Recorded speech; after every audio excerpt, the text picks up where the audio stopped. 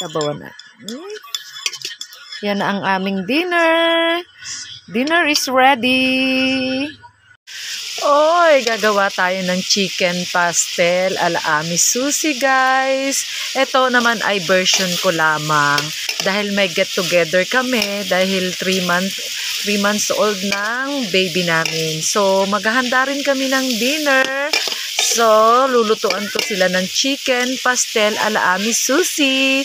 Oh, simpleng-simple lang to, guys. Ayan, pinakuluan ko lang yung chicken breast. Tapos, hinati-hati ko na ng ganyan. At iprito ko muna siya ng konti, guys. Hintayin muna natin siyang lumutong.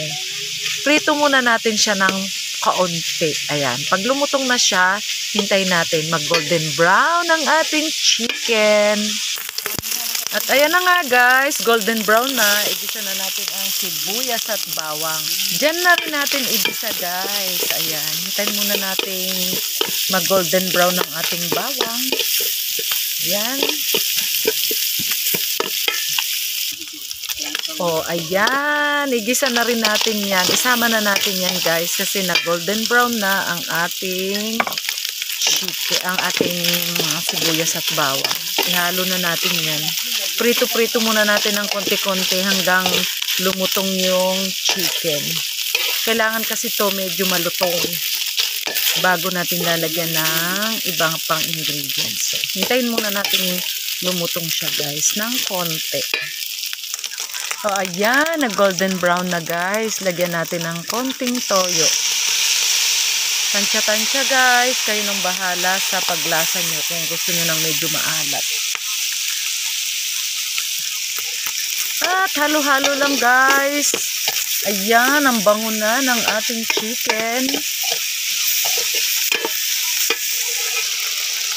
At lagyan na natin ng aswete. Ayan, ang ating aswete ilalagay na. Lagyan mo pa. Ayan. Halo-halo. Lagyan natin ng paminta, guys. Huwag kalimutan ng paminta. Ang bango.